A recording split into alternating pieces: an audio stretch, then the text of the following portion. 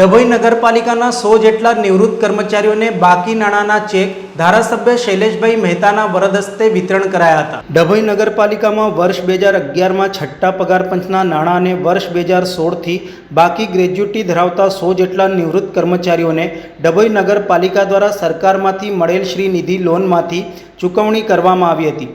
રૂપિયા 7.42 કરોડ 100 જેટલા નિવૃત્ત કર્મચારીઓને ચેક અર્પણ કાર્યક્રમ ધારાસભ્ય શૈલેષભાઈ મહેતાએ ચેક અર્પણ કર્યા હતા. આ પ્રસંગે ડભોઈ નગરપાલિકા પ્રમુખ બિરેન શાહ, શહેર પ્રમુખ Dikshit Dave, chief officer Jaykishan Tadvi, chief officer Mahendra Solanki સહિત મહાનુભાવો હાજર રહ્યા હતા. નિવૃત્ત કર્મચારીઓને નાણાં મળતા ખુશીનો માહોલ જોવા મળ્યો હતો. ત્યારે કાર્યક્રમના પ્રારંભમાં પહેલગામ આતંકી હુમલાના મૃતકોને શ્રદ્ધાંજલિ અર્પણ કરવામાં આવી હતી. આજનો 1 મે એટલે ગુજરાત સ્થાપના દિવસ અને આજનો દિવસ ડભોઈ નગરપાલિકાના જે નિવૃત્ત થયેલા કર્મચારીઓ છે એમના માટે આનંદનો દિવસ છે.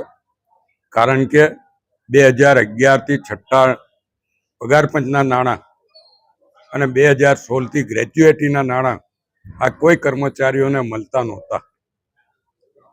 એના કારણે કેટલીક એ લોકોના જીવનમાં પણ તકલીફો પડી, એમના કુટુંબમાં પણ તકલીફો પડતી હતી. આ બાબત સરકારશ્રીના ધ્યાનમાં લાવતા શ્રીનિધિ લોન અંતર્ગત 7.42 કરોડ રૂપિયા નિવૃત્ત કર્મચારીઓને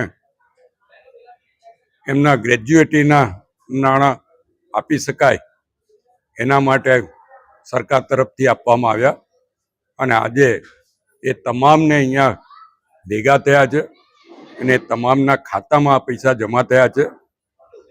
ડભોઈ નગરપાલિકાના ઇતિહાસમાં પહેલી વાર ગઈકાલે એક કર્મચારી નિવૃત્ત થયા.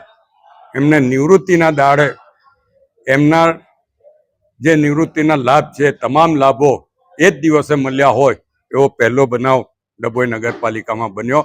અને એક આનંદ ઉલ્લાસથી ખૂબ જ આનંદદાયક રીતે એમણે નિવૃત્તિ લીધી. આજે પણ આપ જોઈ શકો છો 100 જેટલા કર્મચારીઓને એમના નિવૃત્તિના લાભ આજે આપ્યા છે. એમના ચેકો આપ્યા છે. કોઈને 17 લાખ, કોઈને 15 લાખ, કોઈને 12 લાખ, કોઈને 10 લાખ જેવા ચેકોનું વિતરણ અહીંયા કરવામાં આવ્યું છે. પણ એકચ્યુઅલમાં એમના એકાઉન્ટમાં પૈસા જમા પણ આજે થઈ ગયા છે આજની તારીખમાં. અને એ લોકોના મોઢા પર પણ એક સંતોષ અને આનંદની લાગણી દેખાય છે. એ લોકોના આશીર્વાદ આજે નગરપાલિકાના હોદ્દેદારો પર વરસી રહ્યા છે. ત્યારે હું એ તમામને અભિનંદન આપું છું, શુભેચ્છા આપું છું. અને એમને જે આ સામટા નાણાં મળ્યા છે એનો એમના કુટુંબના લોકો માટે સદુપયોગ થાય અને એમની આગળની જિંદગી માટે એમને તકલીફ ના પડે એના માટે ઉપયોગ થાય એવી એમની પાસે અપેક્ષા રાખી જ ભારત માતા કી જય, વંદે માતરમ.